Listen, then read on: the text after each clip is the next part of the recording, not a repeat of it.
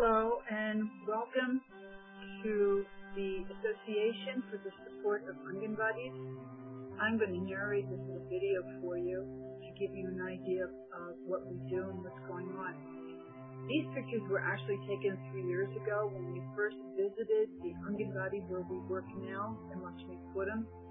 And this was the original building. It has since been knocked down, but it gives you an idea of what we saw then. The supervisor took me, and I was with Bharati. She is an Indian who worked in America at preschools, and so she was an expert and knew what was going on. I was taking notes of some of my observations. They knew that we were coming, so they got the kids to sit down all lined up. As you can see, it's just a cement floor, and there are no mats on there, and no toys. There's nothing on the walls to interest the children. This is a double anganwadi, and that's why there's 2 teachers here. They were singing some songs with the children at this point.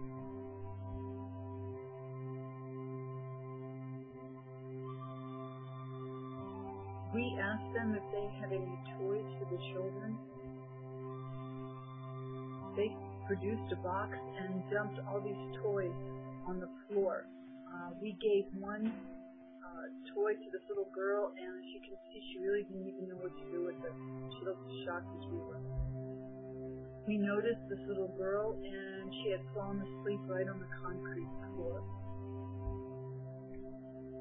After they saw our concern, they suddenly produced a mat, and she was sleeping on the mat.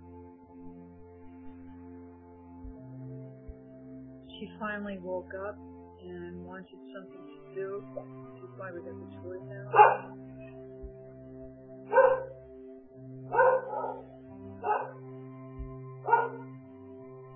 This look that the girl has is we call the O look, because their mouth is sometimes wide open, just in the shape of an O.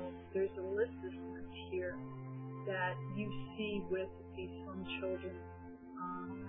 They are used to not being stimulated. A lot of times the teachers will hit them as they move around. This is normal.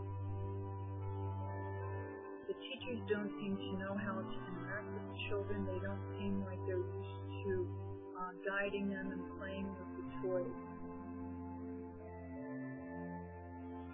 If you look at the next video that we do, you will see a difference on how well these same teachers interact with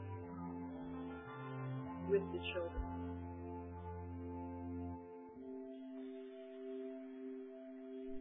As you can see, there wasn't any rhyme or reason to any of these toys. They didn't seem to have a focus.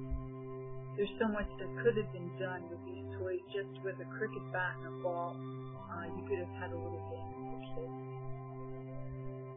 But this is what happens when teachers are discouraged and they're held not accountable and they're not encouraged. Finally, some of the children start playing with the toys as we sit down next to them and guide them and get them excited about it.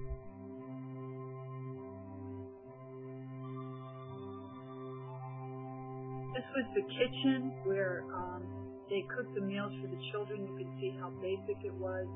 They have a cook that comes in and cooks for them. She was cooking over a fire that she would make with wood.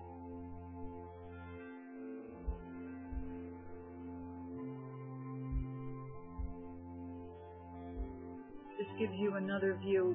Another problem is that the smoke goes right into the classrooms and causes problems for the children. The anganwadis that ASA built would have good ventilation, so this wouldn't happen.